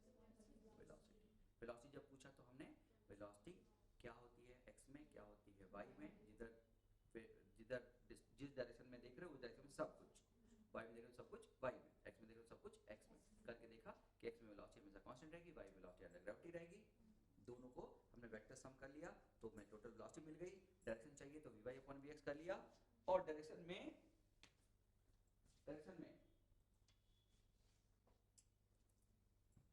इनिशियल पूछा, डायरेक्शन ऑफ मोशन पूछ लिया, ये टर्म्स थे। तुम समझ रहे हो ना? ये तुम्हें समझ नहीं आ रहा था, मैंने पूछा था तुम्हें नहीं आ रहा था, पढ़ने के बाद है ये दिक्कत, है ना? इसका मतलब कि यही परेशानी है। तो ये पहचानना है हमें। हमें क्वेश्चन नहीं आ रहा है ऐसा नहीं हो सकता। कोई भी ऐसा यहाँ पे नहीं बैठा होगा जो क्वेश्चन का सोल्यूशन देख के ये ना समझ जा रहा हो कि अरे यही करना था क्या, बाद में समझ में आता है, उस उससे पहले, लेकिन हमें समझना है। और वो हमारी प्रॉब्लम नॉलेज नहीं है, हमारी इमेजिनेशन है, ऑब्जर्वेशन है। यानी हमारी प्रॉब्लम हमारी ऑब्जर्वेशन है, क्या बोलना चाहता है ये है। और वो कई बार वहाँ सामने वाले के दिमाग में जाके, दिमाग में घुसना नहीं है, समझना है कि दिमाग वो क्या चाहता है, उससे समझ में आता है। कई बार हमारे सोच से नहीं समझ में आता, कई बार ये समझ में आता है कि वो क्या चाहता है मुझसे, वो क्या निकलवाना चाहता है। तो तुम्हें पता चल जाएगी वो ज़्यादा कुछ होता नहीं, 2-3 चीज़ होती है, यही निकलवाना चाह रहा होगा, ऐसा कभी कभी सोचना पड़ता है। सही है ना? तुम समझ रहे हो ना? ऐसे पेपर जिसमें बहुत सारी गलतियाँ आ रही हैं और कई बहुत सारे ऐसे होते हैं आउट ऑफ कोर्स आ जाते हैं, ऐसे पेपर में भी कुछ बच्चे 700 में 700 नंबर पा रहे तो वो कौन होंगे? 720 में 720 पा रहे तो कौन होंगे? वो होंगे जो दूसरे के दिमाग को समझते होंगे कि वो क्या चाहता है मुझसे, है ना? वो अपने दिमाग से काम नहीं करते होंगे, वो दूसरे के दिमाग से सोच रहे होंगे कि वो क्या चाहता है मुझसे। ये क्वेश्चन लिखते समय गलत हो गया होगा, हो सकता है, लेकिन वो क्या चाह रहा था इससे, समझ गए? तो ऐसा सोचोगे तब जाके हम अपने एक अलग लेवल को बढ़ा पाएंगे। 650 660 से ऊपर वाला जो लेवल अगर बढ़ाना है तो ये सोचना पड़ेगा कि वो क्या चाहता है, नहीं तो दिक्कत होगी।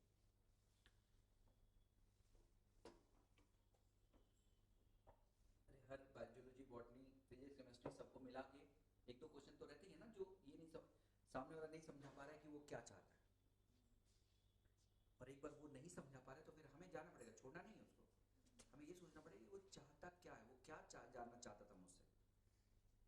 यानी तुम क्वेश्चन बनाते तो क्या जानना चाहते हो उसको, उसके हिसाब से जवाब देना है। मैंने एक दिन बोला था, एक छोटा सा बच्चा आके तुमसे कोई क्वेश्चन पूछ रहा है जो वो समझा नहीं पा रहा है, तुम अपना दिमाग लगा के बताओगे ना, वो बोल नहीं पा रहा है क्या बोल रहा है ना, लेकिन वो कुछ जानना चाहता है, तो तुम उसको इस तरह सोचोगे कि वो क्या जानना चाहता है, बोलोगे ना, ऐसे सोचोगे ना, फिर जवाब दोगे। तो वही दिमाग लगाना है पेपर में। अगर सामने वाला समझा नहीं पा रहा तो तुम्हें सोचना पड़ेगा कि वो क्या चाहता है आगे जाके। ठीक है, समझ में आ गया ये सब? ओके। वेलोसिटी के बाद हो गई कार्टेसियन हो गई, मोमेंटम चाहिए तो v मिल गया तो m इंटू वी से मोमेंटम आ जाएगा, v तो मिल ही गया ना। डायरेक्शन के लिए cos थीटा फाई दिया ही है, बोलो बच्चों लिख दो क्या भाई, तुम किसी टाइम पे v निकाल दिए ना, तो मोमेंटम एट एनी टाइम क्या हो जाएगा, m v क्या phi, m v phi. Vector में लिखना है तो वेक्टर में लिख लेना, क्या दिक्कत है। v का मैग्नीट्यूड आ गया, फाई पता है, तो v cos phi i, v sin phi j से मल्टीप्लाई कर दो तो मोमेंटम आ जाएगा वेक्टर फॉर्म में। क्लियर? ओके, तो ये हो गया कार्टेशियन से जुड़ा हुआ। अगला पॉइंट क्या है, ज्यादा तो नहीं पढ़ा रहा हूँ, ज्यादा पढ़ाने में बता देना, क्योंकि ये तो रिवीजन चल रहा है ना हम लोगों का, मतलब एक तरह से लगभग क्रैश कोर्स चल रहा है ना। क्रैश कोर्स मतलब समझ में आता है, जल्दी से चैप्टर को क्रैश करना है।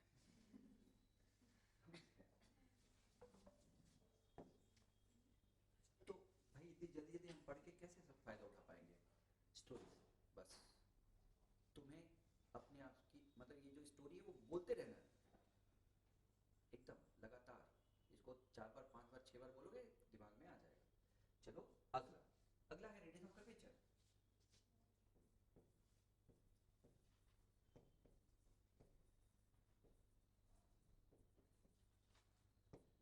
तो ये diagonal some radius of curvature शायद ना पूछे, कहीं और पूछ लेगी, पूछ सकता है। तो रेडियस ऑफ कर्वेचर का मतलब मैं बता दूं, कोई पार्टिकल ऐसे जा रहा है कैसे भी, एक छोटा सा उसका टुकड़ा हमेशा किसी न किसी सर्किल का क्या होगा, पार्ट होगा। और वो जो छोटा सा टुकड़ा किसी सर्किल का जब पार्ट होगा तो उसका जो रेडियस होगा उसको कहते हैं रेडियस ऑफ कर्वेचर। समझ गए? एक छोटा सा टुकड़ा किसी न किसी सर्किल का पार्ट होगा, पक्का? ओके, उसको हम कहते हैं रेडियस ऑफ कर्वेचर।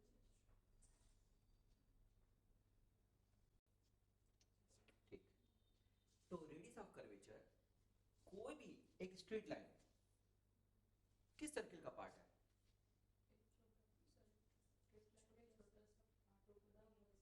किस सर्किल का पार्ट होगा बताओ, सोच लो, एक स्ट्रेट लाइन किस सर्किल का पार्ट हो सकता है? Infinite radius. किसका?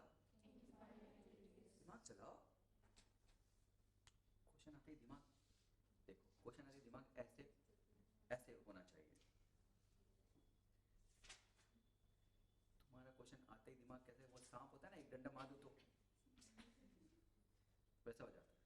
नहीं होना है, डर जाते हो तुम लोग, उल्टा चलना है भाई।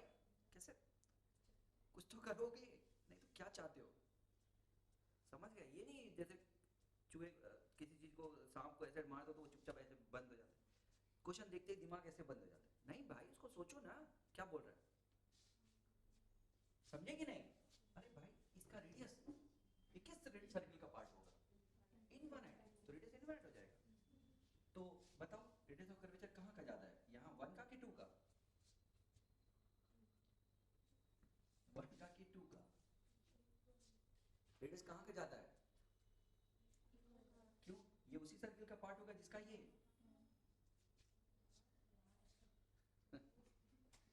दिमाग चलाओ।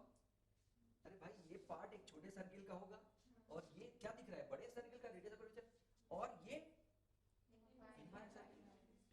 समझे? देखो उसको, जैसे शार्प एज कहाँ पढ़ाया था? Corona discharge. तो ये हमेशा एक छोटे सर्किल का पार्ट है और ये बड़े सर्किल का पार्ट है, तो इसका यहाँ पे चार्ज डेंसिटी ज्यादा होगी, याद है? शार्प एज है, चार्ज डेंसिटी ज्यादा होगी, याद है? तो ये रेडियस ऑफ कर्वेचर इसका कम है, उसका रेडियस ऑफ कर्वेचर ज्यादा है।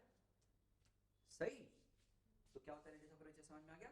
ओके आगे, वो तो वैसे भी तुम जानते हो, कहाँ का रेडियस ऑफ कर्वेचर याद है? क्या है ये? मिरर। तो रेडियस ऑफ कर्वेचर वही है ना, उस उस सर्किल का रेडियस या उस स्फीयर का रेडियस जिसका ये मिरर पार्ट है, यही बात। उस सर्किल या उस स्फीयर का रेडियस जिसका ये मिरर पार्ट है, उस सर्किल का रेडियस जिसका ये टुकड़ा पार्ट है, इस रेडियस ऑफ कर्वेचर। खत्म। एक तो हो गया रेडियस ऑफ कर्वेचर होता क्या। दूसरा, रेडियस ऑफ कर्वेचर होने के लिए, यानी सर्कुलर पाथ होने के लिए क्या जरूरी है? कल ही बताया था, नहीं तुम लोगों को बताया था कल, मोशन तुम लोगों को बताया है। हाँ, परपेंडिकुलर फोर्स होना चाहिए। सर्कुलर मोशन के लिए क्या होना चाहिए? होना चाहिए ना। तो सर्कुलर मोशन होने के लिए क्या होना चाहिए? इसका मतलब सर्कुलर मोशन होने के लिए यहाँ पे फोर्स क्या होना चाहिए? इसका उल्टा बोलो, जो परपेंडिकुलर फोर्स होगा वही सर्कुलर मोशन के लिए जिम्मेदार होगा, जो परपेंडिकुलर फोर्स होगा वही सर्कुलर मोशन के लिए। खत्म, स्टोरी बनी, भूल जाओ जल्दी से, नहीं तो याद हो जाएगा। खत्म करो इसको। सर्कुलर मोशन करने के लिए परपेंडिकुलर फोर्स होना जरूरी है, उल्टा जो परपेंडिकुलर फोर्स होगा वही सर्कुलर मोशन के लिए। इसका मतलब ये हुआ कि कोई पार्टिकल ऐसे जा रहा है और मेरा फोर्स इधर है, तो इस फोर्स का ये वाला जो कंपोनेंट है वो सर्कुलर मोशन कराएगा और ये वाला कंपोनेंट आगे ले जाएगा। तो यहाँ का रेडियस रिस्पॉन्सिबल कौन होगा रेडियस के लिए? ये फोर्स। कौन सा फोर्स? पक्का? रिवाइज कर रहा हूँ कि पढ़ा रहा हूँ? करो, नहीं तो ऐसे चलेगा नहीं, रटो तुम लोग। चलो ठीक है, रिवाइज तो हो ही रहा है, फिर यही शाम को फिर करना है। बोर हो गया मैं पढ़ा पढ़ा के एकदम से, पढ़ते नहीं हो। चलो सुनो सुनो सुनो सुनो,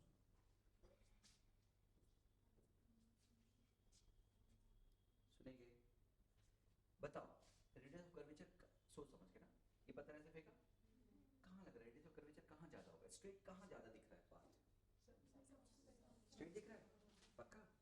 देख लो एक बार, देखो, नहीं पार्ट देखो, पार्ट देखो, पूरा पार्ट यहाँ पे ज्यादा स्ट्रेट है बच्चों, स्ट्रेट मुड़ गया, समझे? तो यहाँ पे स्ट्रेट है ना ज्यादा, तो यहाँ अगर छोटा सा टुकड़ा लोगे एक बड़े सर्किल का पार्ट बनता हुआ दिखेगा। थोड़ा सही नहीं बना, देख लेना ना। यहाँ पे आओगे तो एक उससे छोटे सर्किल का पार्ट की तरह दिखेगा, यहाँ पे जाओगे तो सबसे छोटे सर्किल का पार्ट दिखेगा, याद रहेगा? यानी रेडियस ऑफ कर्वेचर लगातार कम होगा, लेकिन आप फिर से यहाँ पे बढ़ेगा, पक्का? और यहाँ पे जाके मैक्सिमम हो जाएगा, ठीक है? रेडियस ऑफ कर्वेचर घटता जाएगा और फिर बढ़ता जाएगा, सही? अच्छा, और मैंने क्या बोला, कौन रिस्पॉन्सिबल होगा इसके लिए? इसका मतलब रेडियस ऑफ कर्वेचर के लिए हमें परपेंडिकुलर फोर्स निकालना पड़ेगा, और इस प्रोजेक्टाइल मोशन में फोर्स कौन है? एयर है क्या? एयर एसेंस है क्या? केवल कौन सा फोर्स है? तो ग्रेविटेशन का ही तो इफेक्ट होगा ना। तो यहाँ पे अगर मैं देखूं तो ग्रेविटेशनल इफेक्ट कहाँ है? नीचे है ना। लेकिन हमें कौन सा चाहिए? सेंटर के परपेंडिकुलर, सेंटर की तरफ, यानी सर्किल के परपेंडिकुलर, मतलब सेंटर की तरफ, है ना? बोलो बच्चों। तो ये बताओ, ये डायरेक्शन ऑफ मोशन है, इसकी वेलोसिटी किस टाइम में मान लो कितनी है? v। क्या है उस डायरेक्शन ऑफ मोशन, मतलब वेलोसिटी कितनी है? v। और मान लो ये एंगल उस समय कितना है? फाई। तो ये कितना होगा? तो ये कितना हो जाएगा? हाँ बोलो। फाई। कितना हो जाएगा वो? फाई। तो ये कौन है? g या v? देखें तो ये कितना है? mg। पक्का?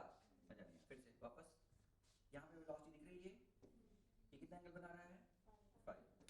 और ये कौन है? उसके परपेंडिकुलर, वेलोसिटी के परपेंडिकुलर। सर्कुलर मोशन करते तो वेलोसिटी के परपेंडिकुलर चाहिए ना। तो ये कितना हो जाएगा? पक्का? और ये कौन है? ग्रेविटी, वर्टिकल है तो ये 90 माइनस फाई, और ये हॉरिजॉन्टल तो क्या बनेगा? ये फाई। पक्का? तो mg का कंपोनेंट जो इसकी तरफ है कौन है? वो mg का cos फाई, है ना। और यही किसके लिए रिस्पॉन्सिबल है? तो किसके बराबर होगा वो? और वो कितना होता है? बहुत बढ़िया, काम खत्म। यानी यही mg का cos फाई यानी परपेंडिकुलर फोर्स या normal force m v square by r देगा। M v square by r centripetal force है जो सर्कुलर मोशन के लिए रिक्वायर्ड है। पक्का? तो आर कितना हो गया बच्चों? एम एम से एम कट जाएगा, एम से एम कट जाएगा, v square by g cos phi. कर लोगे? ये हो गया तुम्हारा। ठीक है? तो रेडियस ऑफ कर्वेचर आएगा तो तुम कर लोगे इस चैप्टर में या किसी भी चैप्टर में। मैंने यहाँ पे बता दिया, सबसे चैप्टर पहले बता देना अच्छा है, क्योंकि आगे जब भी होगा तो हमारे दिमाग में रहेगा।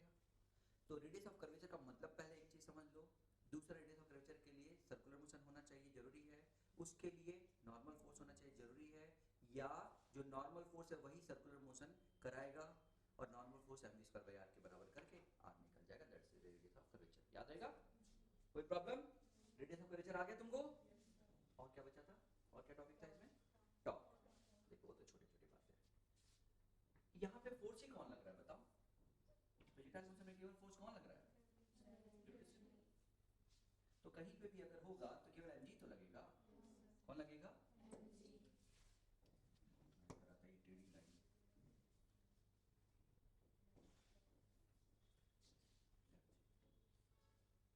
सही। ये टेढ़ी लाइन के बारे में थोड़ा मुझे एक मेरी लाइफ का वो याद आ रहा है।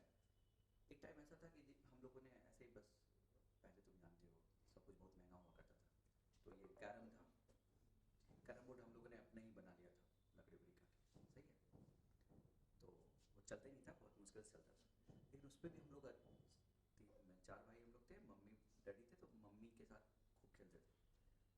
ऐसा एक टाइम आया था कि एक बार मुझे मिल जाता था अगर स्ट्राइकर, तो सब खत्म कर देता था, नहीं बचता था, मतलब वो सड़े हुए उसकी बात कर रहा हूँ।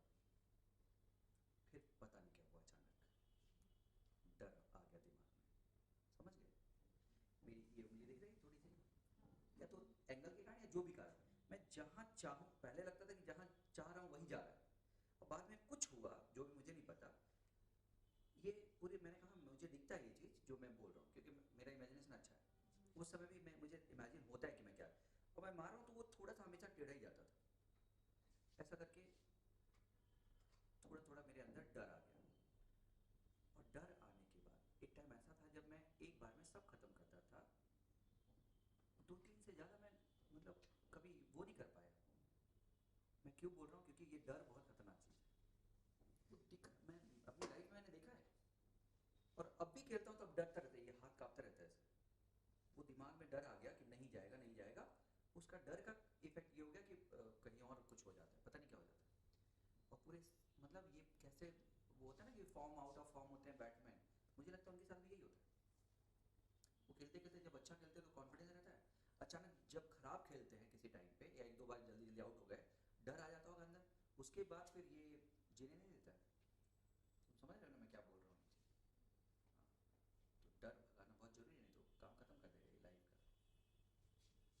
डरो मत, चाहे आए चाहे ना आए, है ना। यानी खुल के खेलना जरूरी है। मैं नहीं कर पाया क्योंकि मुझे किसी ने समझाया नहीं, समझा भी होता तो शायद मैं कर पाता, पता नहीं, है ना। तो डर तो एकदम रहना चाहिए, कुछ भी सामने आए डरना ही नहीं, नहीं तो वो सोचने ही नहीं देता। तो डर भगाओ। हो गया ये mg हो गया। mg और तो कोई फोर्स है नहीं। और टॉर्क क्या होता है बच्चों? Force into perpendicular. हम किसके अबाउट निकाल रहे हैं, मान लो ओ, डायरेक्ट पॉइंट ऑफ प्रोजेक्शन के। तो mg का परपेंडिकुलर डिस्टेंस कितना है, x। तो टॉर्क कितना हो गया, mg। काम खत्म, बच्चों वाला क्वेश्चन, है ना। टॉर्क वैसे ये सब आगे का पूछेगा, लेकिन यहाँ पे जब है तो है, काम खत्म कर। एंगुलर मोमेंटम देख लेते हैं। एंगुलर मोमेंटम को L से डिनोट करते हैं, और L होता है टी टाउ का, मतलब टी सॉरी टाउ का इंटीग्रेशन, क्या उल्टा ऐसे कर देते हैं, dl बाई dt होता है tau. Rate of change of momentum is force, और rate of change of angular momentum is tau. तो dl निकालने के लिए टाउ dt करोगे, तो dl निकालने के लिए टाउ dt करो, तो टाउ dt का इंटीग्रेशन कर दोगे तो क्या आ जाएगा बच्चों, l। और l टाउ कितना है, mgx। mg क्या है, कांस्टेंट, और x क्या है, u cos theta into t। x क्या होता है, u cos theta into t dt, है ना, का क्या इंटीग्रेशन। बच्चों वाला question, mgu cos theta t square by 2। रट डालो तो अच्छा है ना, mgu cos theta t square by 2, ये रट डालो, सही है। और कुछ था नहीं था। तो क्या क्या पढ़ लिया बेसिक्स में, चलो बताओ। बेसिक्स में हम लोगों ने क्या क्या पढ़ लिया, किसी जगह पे पोजीशन वेलोसिटी से जुड़ी हुई, कंटिन्यूटी, हाँ, मोमेंटम, ये सब हो गया ना, मोमेंटम, है ना, जबरदस्त फॉर्मूले के साथ, radius of curvature, torque, angular momentum, और कुछ, बस। हाँ वो जबरदस्त वाला फॉर्मूला यहाँ पे, जबरदस्त, यही ना, लेकिन वेलोसिटी से जुड़ा हुआ है वो,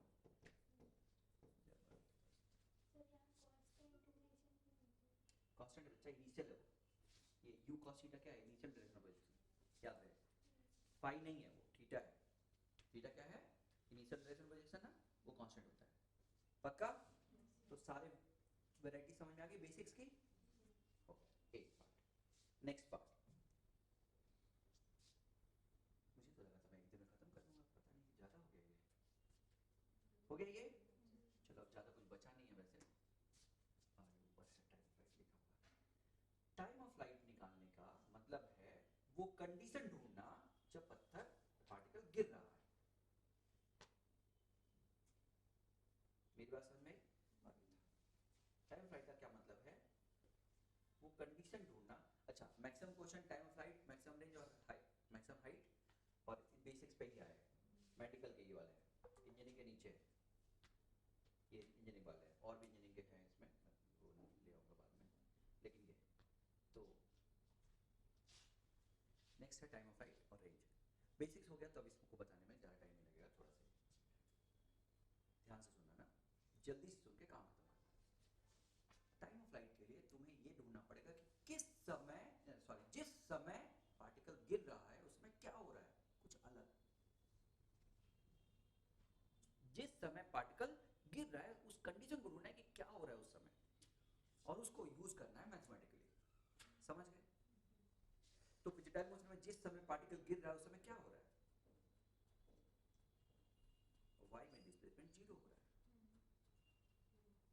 तो y में डिस्प्लेसमेंट जीरो करके टाइम फ्लाइट निकल सकता है, याद रहेगा। और क्या हो रहा है, जिस समय पार्टिकल गिर रहा है उसमें y की जो वेलोसिटी है वो रिवर्स हो जा रही है, माइनस uy हो जा रही है, तो भी टाइम फ्लाइट निकल जाएगा। तुम्हें वो पॉइंट ढूंढना है, वो लाइन ढूंढना है, वो कॉन्सेप्ट ढूंढना है, वो कंडीशन ढूंढना है जिस समय, जो गिरते समय हो रहा है और केवल गिरते समय हो रहा है, उसके अलावा कहीं और नहीं। तो टी की दो वो वैल्यूज आ जाएगी। मेरी बात समझ में, काम खत्म करो, पक्का। तो बस हो गया। अब ये देखो, जब वो गिर रहा है तो दो चीज हो रही है, यहाँ पे गिरते समय दो चीज हो रही है, दोनों में से कोई भी कर सकते हो। y क्या हो रहा है, जीरो, या b y कितना हो जा रहा है, माइनस यू वाई। दोनों से सॉल्व करके यही आंसर आएगा। कोई प्रॉब्लम? तो y 0 कर दोगे तो क्या हो जाएगा बच्चों? s equal to u uy ना, u sin theta t, u sin theta t minus half g t square. Minus समझ में आता है सबको ना? नीचे की तरफ ग्रेविटी नीचे माइनस है और डिस्प्लेसमेंट क्या है? जीरो। वेलोसिटी ऊपर है तो प्लस। ये सब वेक्टर फॉर्म में लिखते हैं हम लोग, पता है ना? अब x y में लिख रहे हैं वेक्टर फॉर्म में, ऊपर प्लस नीचे माइनस, सब कुछ वेक्टर फॉर्म में रहता है, कुछ भी अपने मन का नहीं होता। कभी भी शॉर्टकट मान, अगर तुम्हें डर लग रहा है तो वेक्टर फॉर्म में लिख दो सब, लेकिन सब कुछ टी को छोड़ के, जो वेक्टर नहीं है उसको छोड़ के सब कुछ वेक्टर फॉर्म में लिखोगे तो समझ में आ जाएगा, सही आ जाएगा। अब इसे टी की वैल्यू वही आ गई ना, देख लो 2u sin theta upon g, T से टी कट जाएगा और एक टी आ जाएगा।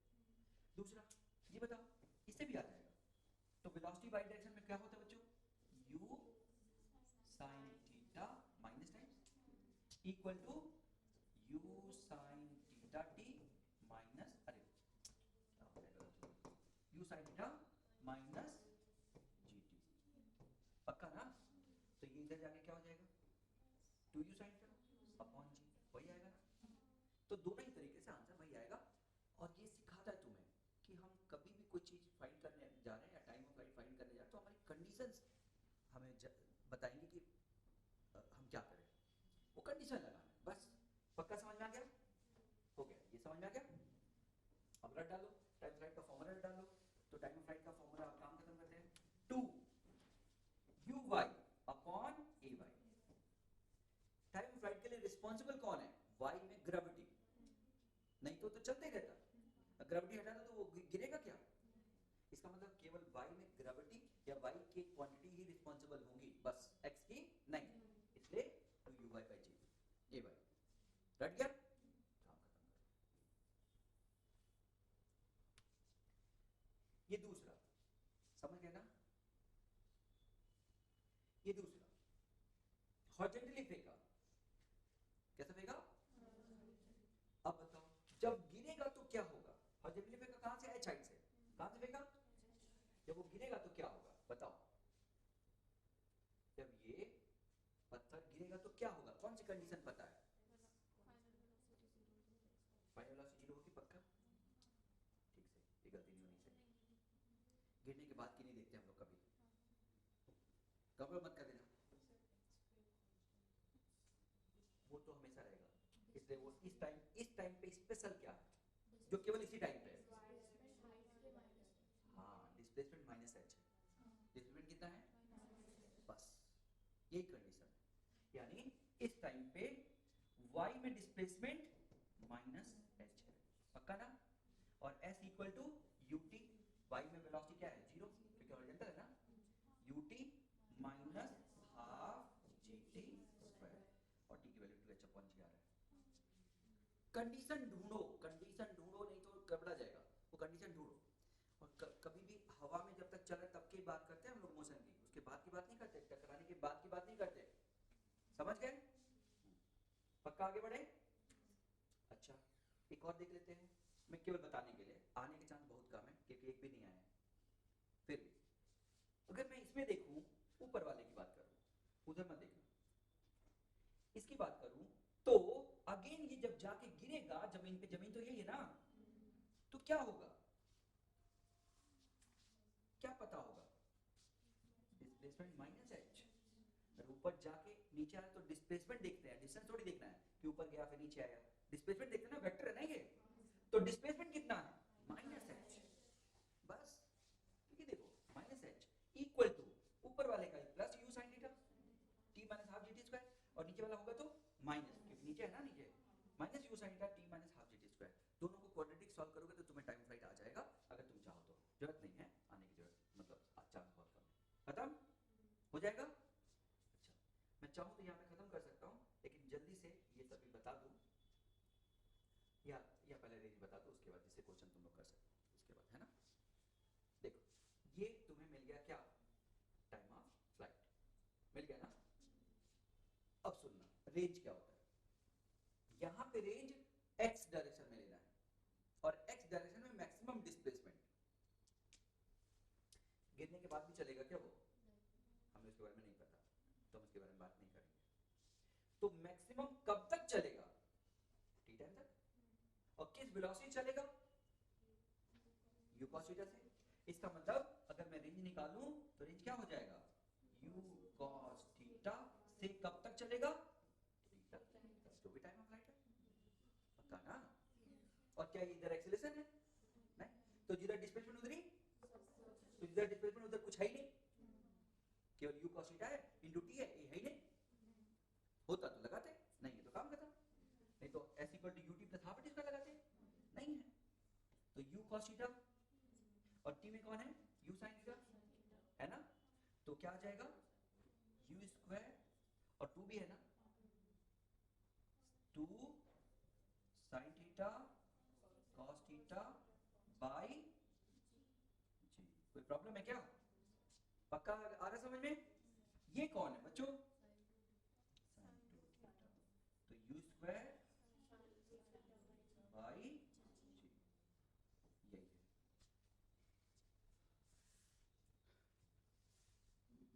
मेरा फिजिक्स खत्म हो गया ना, कोई बचा है? अच्छा हो गया ये पूरा काम खत्म। तो ये हो गया, अब उसको याद कर लो, u square sin 2 theta by g, ठीक है। तो इस केस में ये जो होगा वो u square sin 2 theta by g होगा। और दूसरा फॉर्म भी याद कर लो, वो ज्यादा अच्छा है, वो भी है मतलब इक्वली इंपॉर्टेंट है, 2ux uy बाई जी। ये 2 u के साथ sin x ux, u के साथ cos x uy बाई जी। सही। क्लास ऐसी चलती रहेगी, मैं नहीं पढ़ाऊंगा, मतलब ये जो रिवीजन के अलावा बात कर रहा हूँ, सही है। क्या करूंगा? पूछूंगा स्टोरी पूरी, याद है कि मेरा काम क्या है? इसके बाद पूरी स्टोरी पूछूंगा, रट के आना, मैं चैप्टर बता दूंगा, ठीक है ना। या यही जो पढ़ा रहा हूँ वही पूछूंगा, जो जो पढ़ा दूंगा, फिर वो कभी भी पूछने के लिए खाना वाना लेके आओ तुम लोग चाहो तो, समझ गए? कुछ करते हैं, बढ़ाते हैं इस टाइम को, नहीं तो दिक्कत होगी। या और पढ़ना है अभी? नहीं समझे? हमारा काम हो गया, अब तुम्हारा काम शुरू है। तुम्हारा काम क्या है? रट के सुनाना, स्टोरी रट के सुनाना, बस। हर सब्जेक्ट की स्टोरी रटना बस। स्टोरी का मतलब होता है उसमें छोटी छोटी बातें भी मुझे याद है कि नहीं, बस इतना। जैसे अगर कभी पूछूं तो वेलोसिटी परपेंडिकुलर होने के लिए क्या होना चाहिए? डॉट प्रोडक्ट 0, पक्का ऐसा वाला। क्या हुआ इसको? मैं तो कुछ नहीं किया।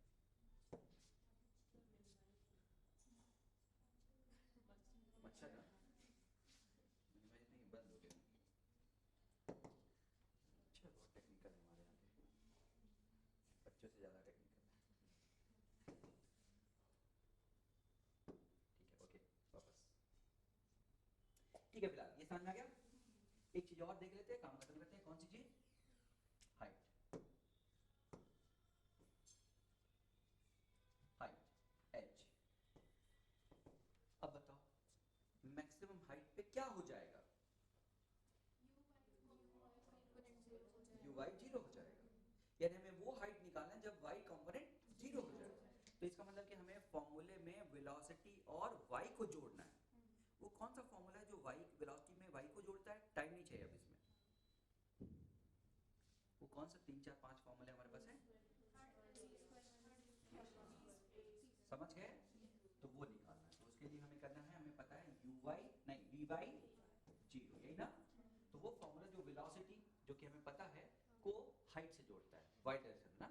तो vy का स्क्वायर इक्वल टू uy का स्क्वायर माइनस 2g, यही ना। फाइनल वेलोसिटी क्या है? 0। और ये तो हो जाएगा h इक्वल टू uy का स्क्वायर अपॉन 2g। तो क्या तुम्हें दिखता है? ये हम लोग जो पढ़ रहे हैं ये मैथ्स है, लेकिन मैथ्स के पीछे एक फिजिक्स है। तुम क्या पढ़ते हो? ये फिजिक्स पढ़ते हो कि मैथ्स पढ़ते हो? सही बताना। पढ़ना चाहिए वो, पढ़ते हो ये, तो तुम्हें लगता है कि यही कहीं लग जाए, काम बन जाए हमारा। पर आजकल चालाक हो गए हैं, वो अब ये देते नहीं है।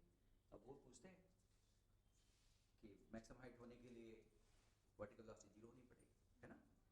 तो वही प्रॉब्लम, तुम समझ गए?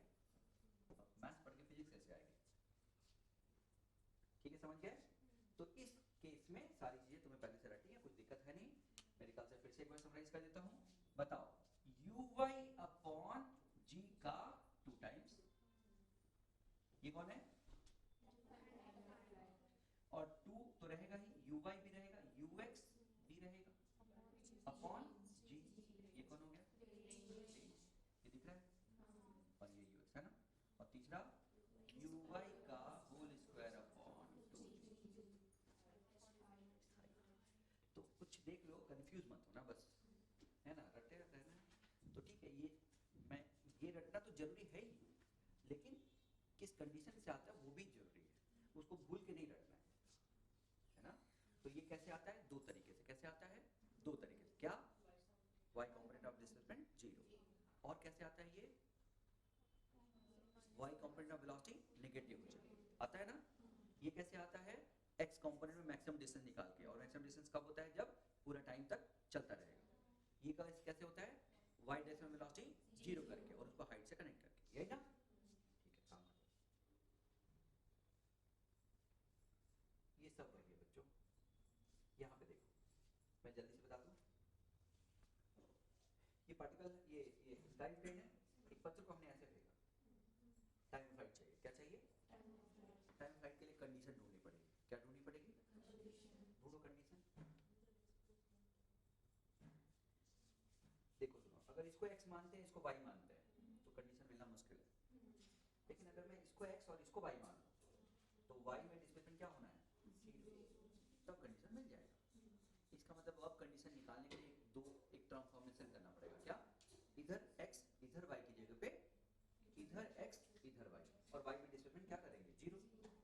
अब इधर y है ना, और उसके बाद मेरा स्टोरी पहला वाला बताओ, पहली लाइन, इधर डिस्प्लेसमेंट सब कुछ, यानी मुझे इधर वेलोसिटी चाहिए, इधर एक्सेलरेशन चाहिए, सब कुछ इधर लगा के s equal to ut plus half इसका लगा देना है, s को 0 कर देना है। पक्का?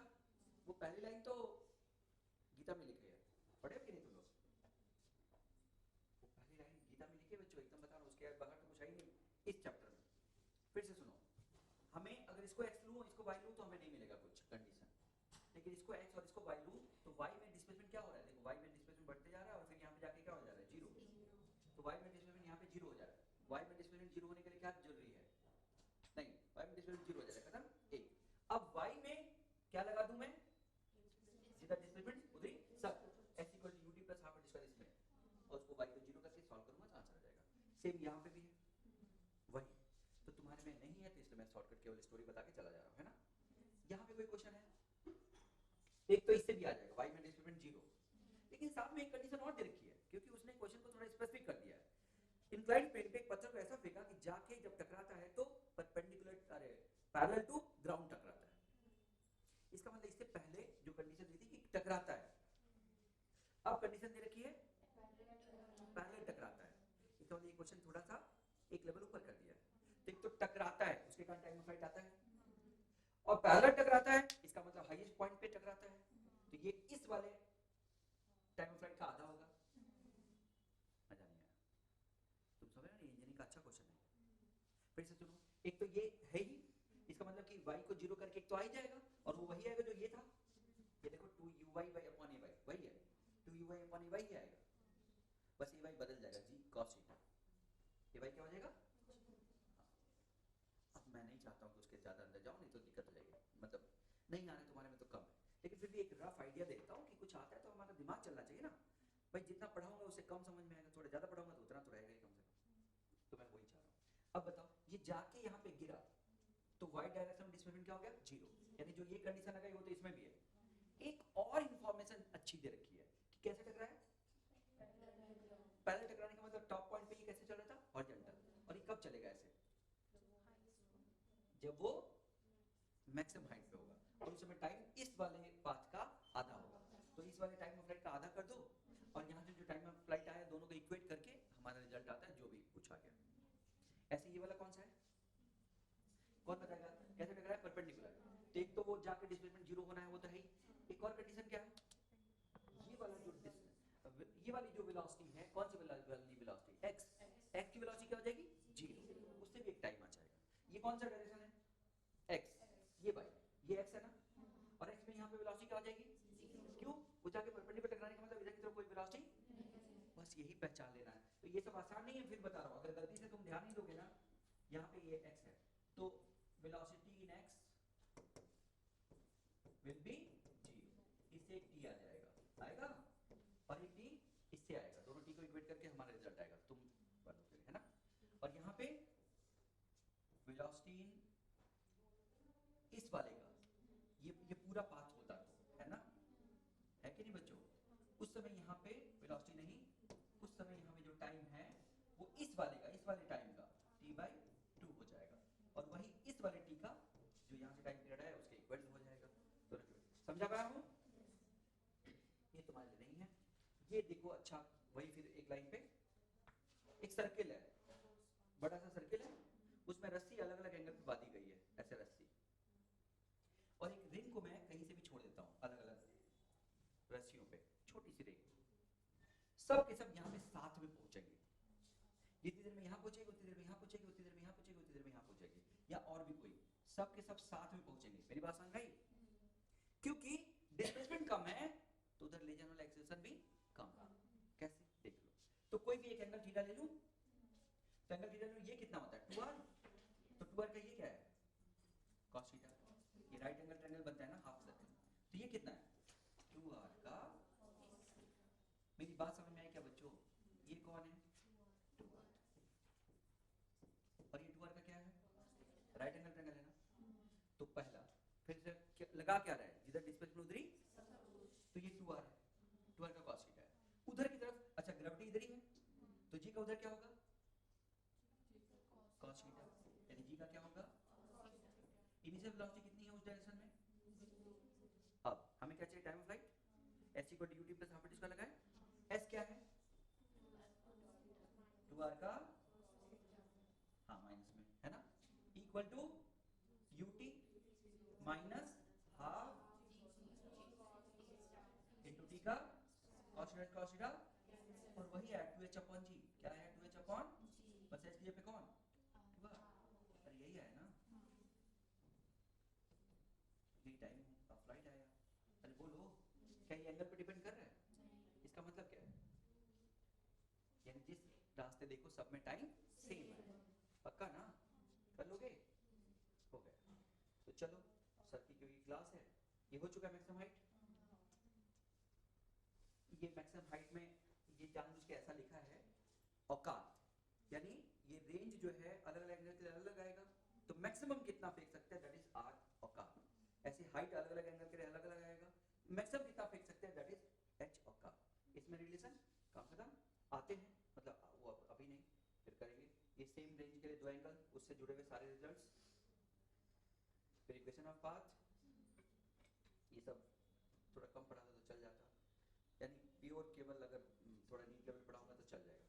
Collision of particle to particle खत्म है, उसके बाद कोलिजन विद बॉल खत्म, बस इतना ही था ये सब। तो अभी थोड़ा सा